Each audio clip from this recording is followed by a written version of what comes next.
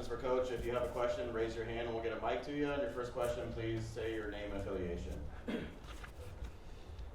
Thomas Dunn, right, California. Coach, this was a comprehensive beatdown where you guys consistently played winning football, offense, defense, and special teams. What led to the initial onslaught and then the ability to keep it consistent over 4 quarters? Well, I thought we played pretty clean for the most part. All 3 phases of the game.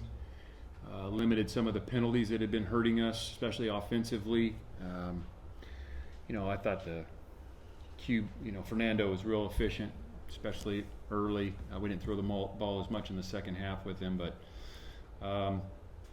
we were moving the football effectively. We still got to do a better job finishing in the red zone. I love, Derek kicked 5 field goals today. I believe that ties a school record, and that should be celebrated. However, we don't want to be the team that leads the, country in field goal attempts. We'd like to score touchdowns. So proud of the way the guys moved the ball. We did put the ball in the end zone a handful of times. Defensively, played really pretty clean until the fourth quarter, and proud of the way the guys competed. Got off the field a bunch on third downs against a good rushing attack and a really good team on third down. They had come in converting at a high clip, and so we did a good job there. Special teams, obviously the field goals, we blocked a field goal, which was great, and then Hunter Barth showed up and caused a fumble on kickoff, which is a really big play. So there's some really good football in there. We talked about in the locker room, it's not like this game that everybody plays out of their minds and is making one-handed grabs and these just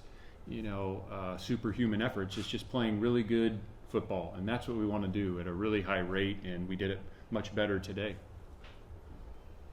Jim Joe with Bear Insider. Justin, how important is it after 4 close losses to not only get that win, but to do it in dominating fashion in all 3 phases of the game? What does that do for the team's psyche?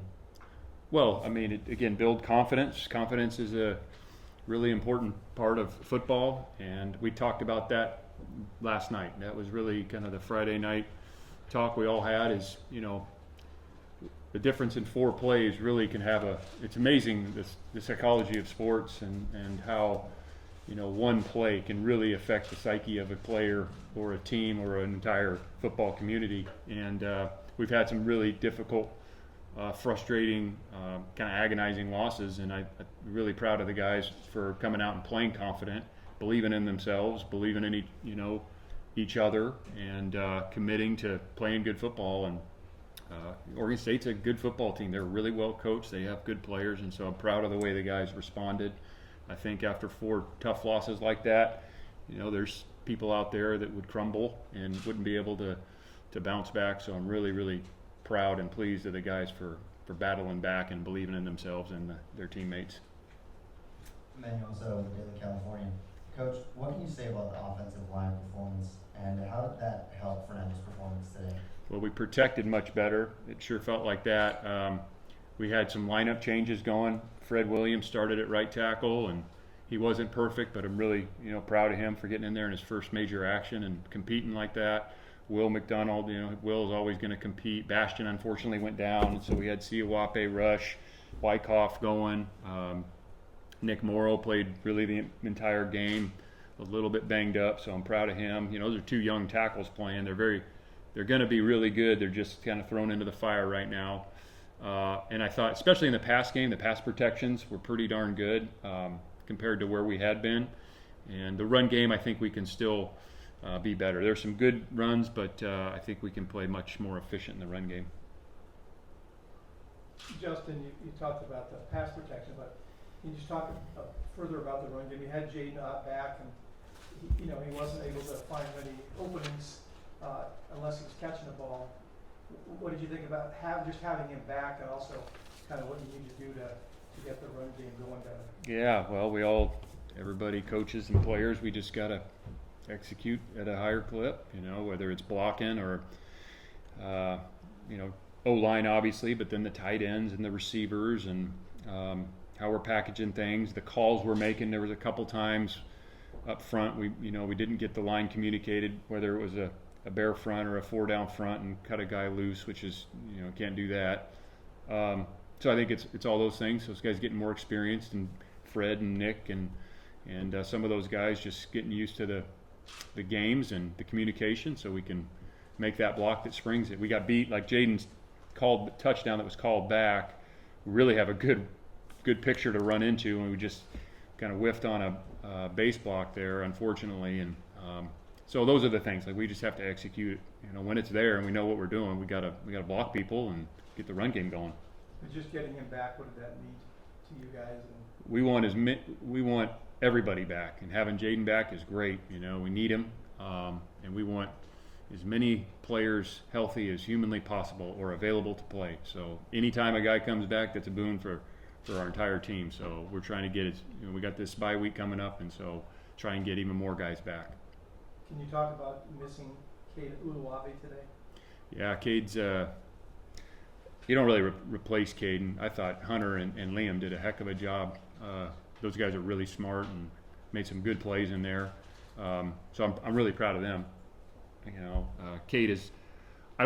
Cade's not a guy you just replace. He's a very special talent and plays really good football. And I know he was really wants to play. He was not able. They were not going to let him play. The doctors. So all signs are pointing to him being back, which I know he wants to be back. And those other guys, it was great to see them step up in his absence.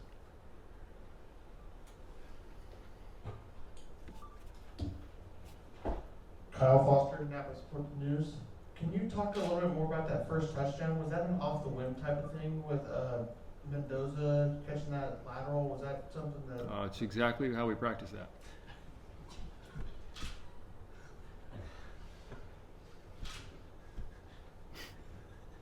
Other questions for Coach? Right here in the front. Jake Kurtz, what were you thinking on that? I mean, are you glad that he tried to lateral that, or is that something you prefer he not do? Yeah. Okay, we didn't plan that. Yeah. Here's the deal. We don't coach that. Football players need to play football, and from time to time, those things happen. I could go into story after story after story about a guy making a decision to make a play. And in those moments, you got to be right. The player's got to be right.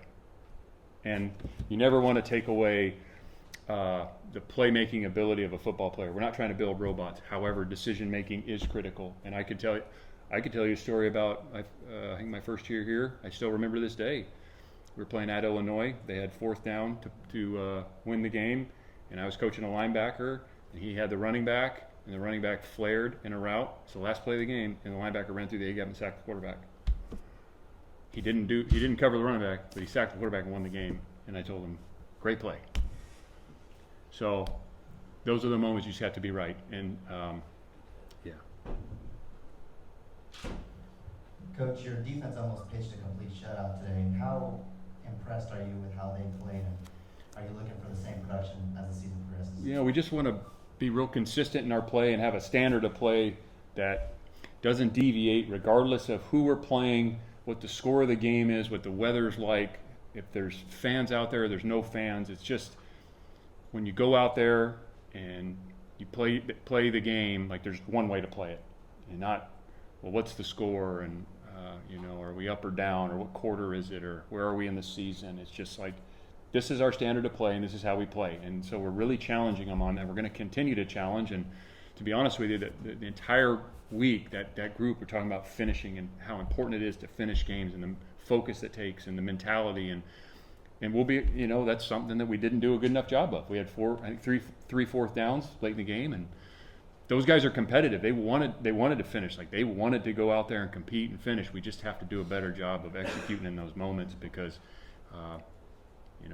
you don't want to be a yo-yo, like, depending on the circumstances. Like, here's how I as an individual play the game. Here's how we as a defense play the game, regardless of any circumstances. So we're going to continue to challenge them on that. But I thought they did a good job a lot of the day.